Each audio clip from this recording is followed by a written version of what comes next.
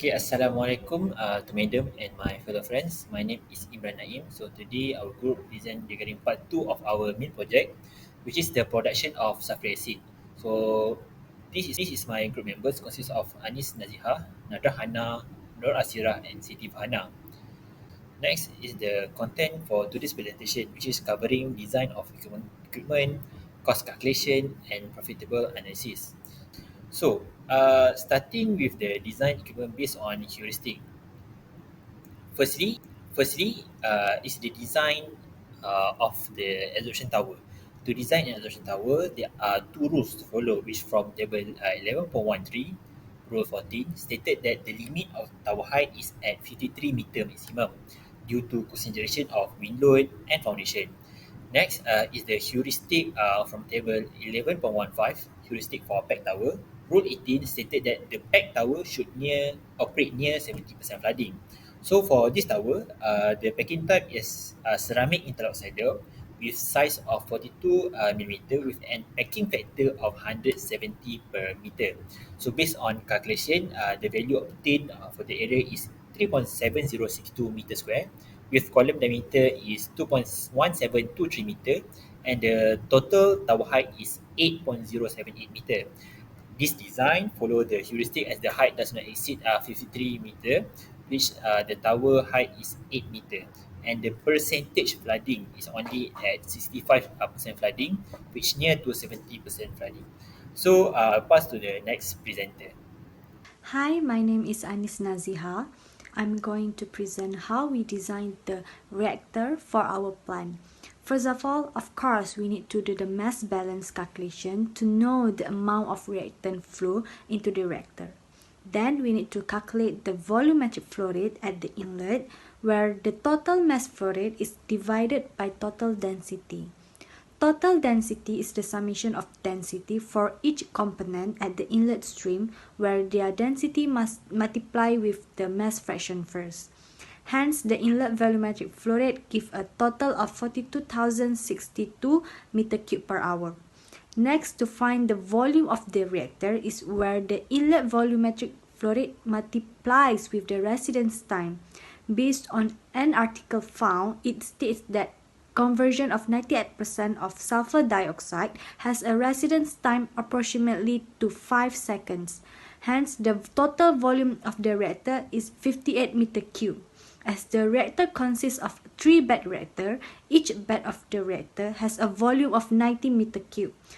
For the diameter, it can be calculated from the volume formula, and height is 3 times of diameter.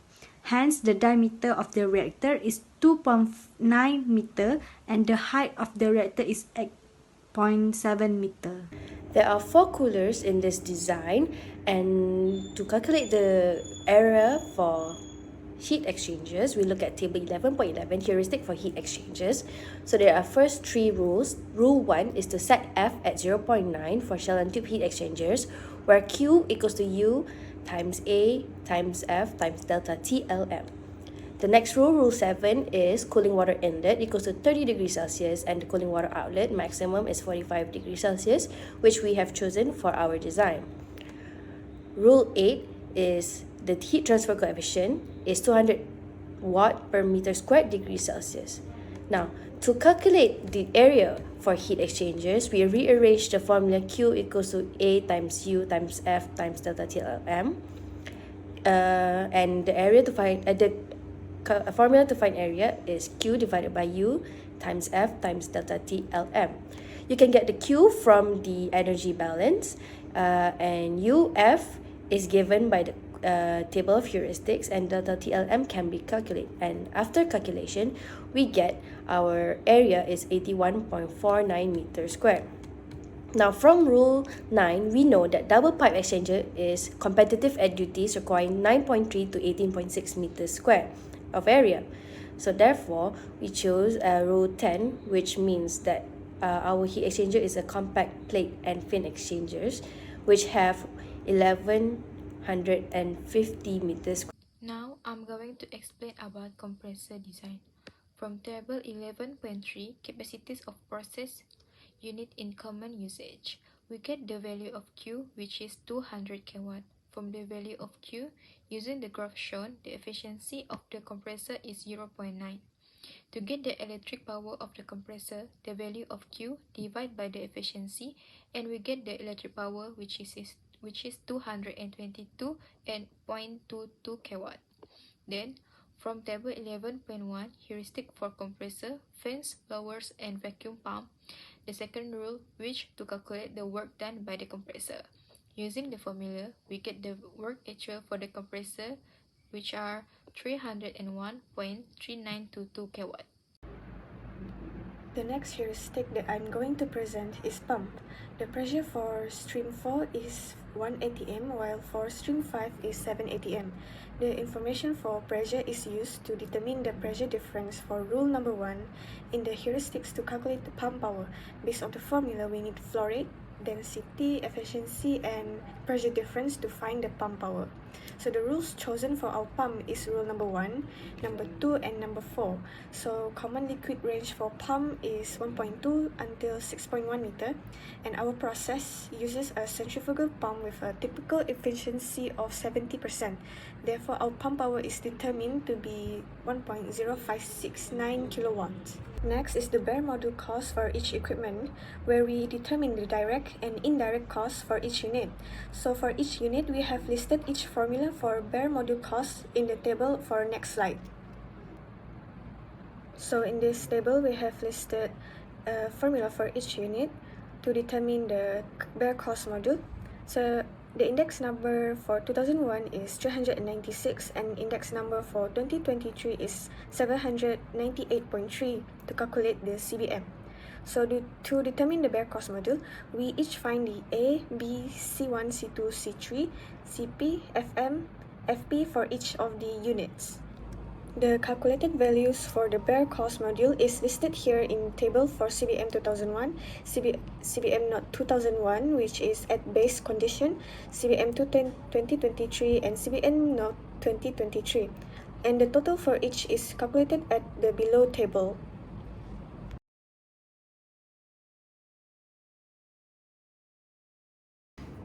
The fixed capital investment can be calculated from the grassroots cost.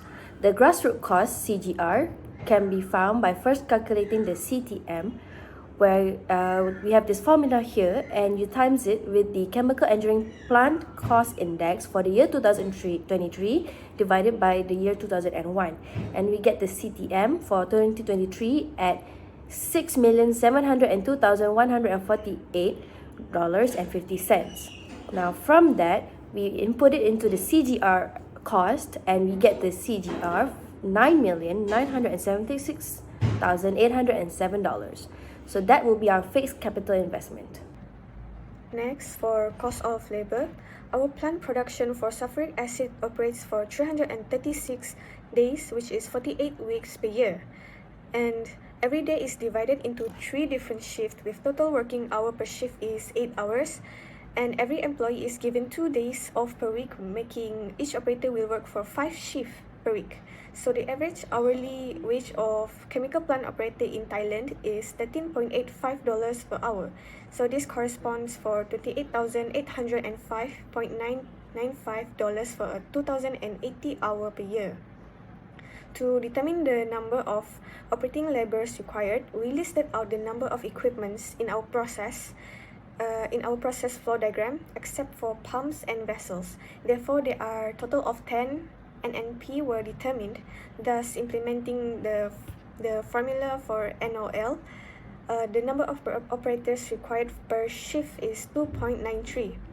Then, number of operators needed for operating labor is 12.3, which yields 13 operators. Hence, the cost of operating labor is calculated to be $374,477.35 per year. Now, to calculate the cost of utilities, first we need to determine which equipment need to use utilities. So, for example, heat exchangers. We have 4 coolers, so that means we require cooling water. We also have furnace, which requires fuel. We have air compressors, which requires electricity, same as the sulfur feed pump.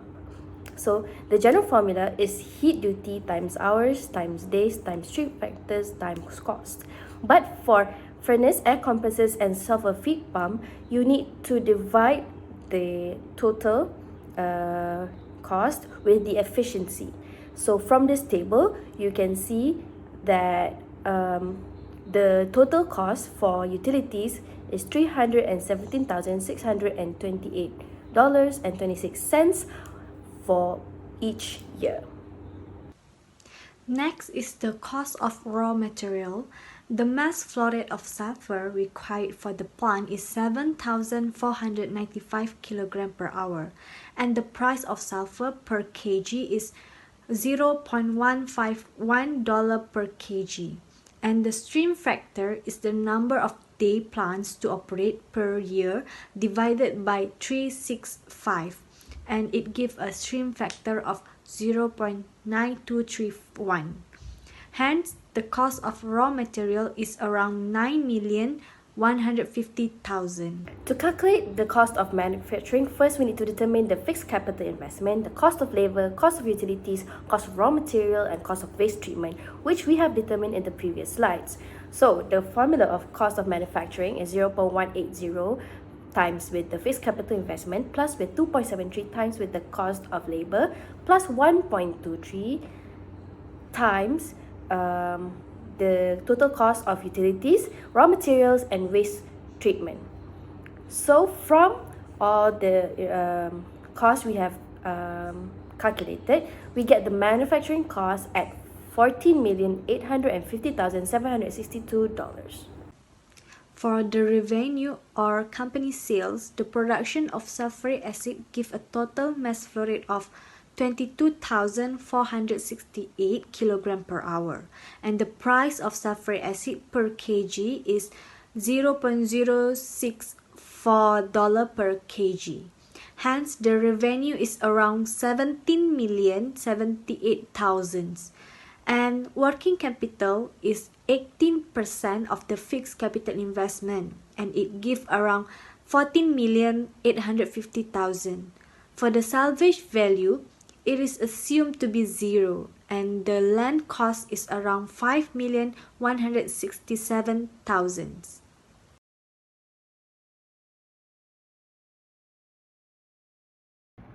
For non-discounted profitability, we have listed and simplified the data in a table form. So some of the key points to mention is the project life is 15 years, the construction period is about 3 years, and the profitability analysis data requirement is the land cost, fixed capital investment, working capital, revenue, and cost of manufacturing. All of this is to determine the criteria which is payback period, cumulative cash position, cumulative cash ratio, and rate of return on investment. So the method of evaluation for each of the criteria is given from this table, and there are a total of 18 years for cash flow and cumulative cash flow. And since our construction period is 3 years, our planned startup is at the end of year 3. So from this table, we can determine our payback period, our CCP, CCR, and rate of return on investment. And from this table, we can also construct our graph to determine the 4 criteria for profitability. So here is the cash flow diagram for non-discounted profitability. Next is the profitability criteria for non-discounted. Payback period can be determined from the cash flow diagram. At first, land cost plus with working capital, and it gives around 7,057,000. And then from the cumulative cash flow table, use an interpolation method to determine the year, and the year is 7.66 years. To find the payback period, 7.66 years minus the construction period, which is 3 years.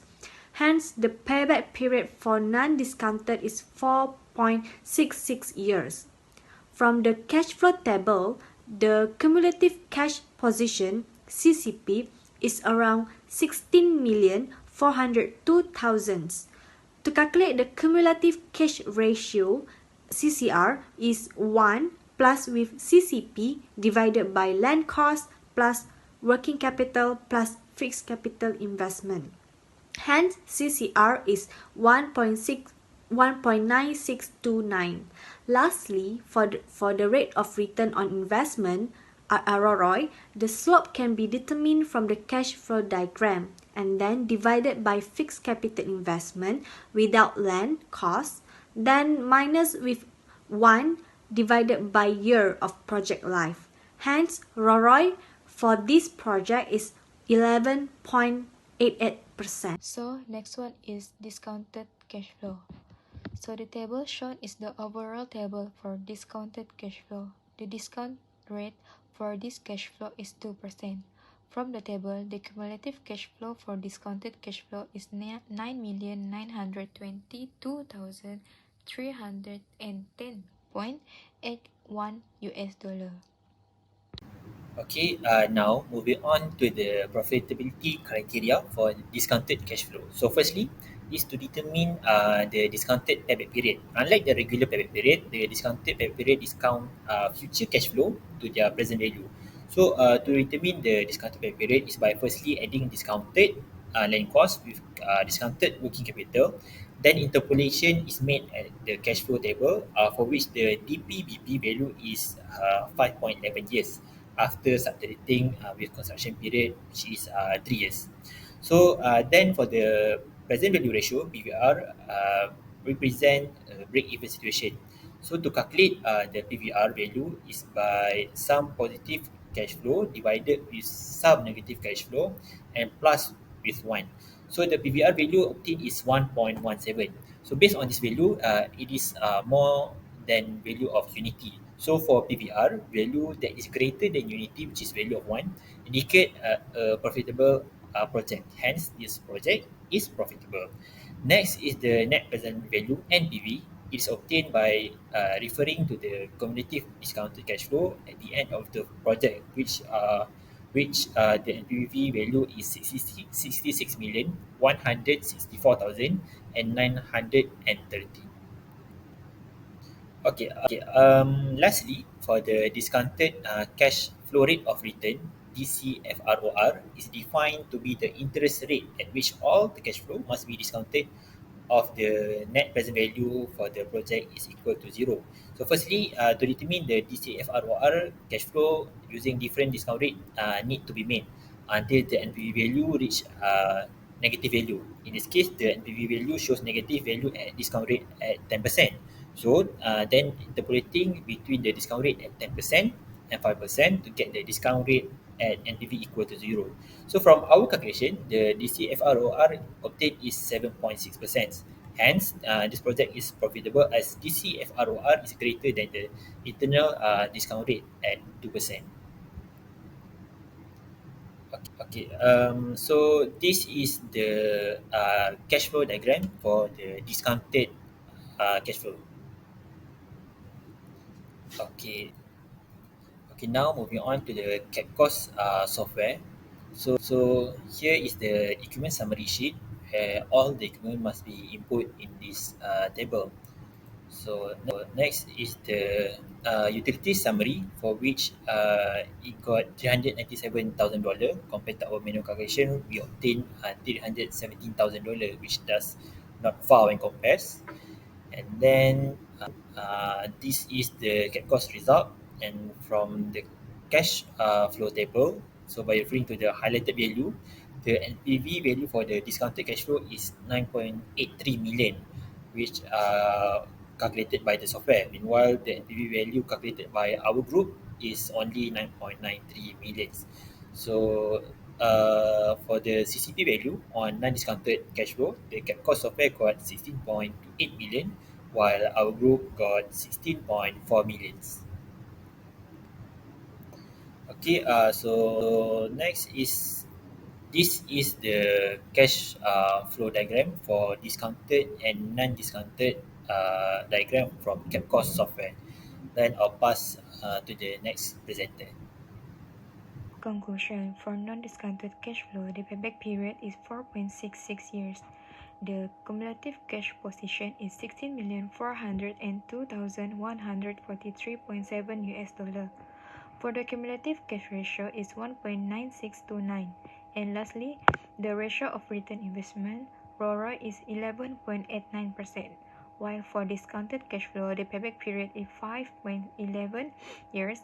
The net present value is 66,164,913.07 US dollar. The present value ratio is 1.1678.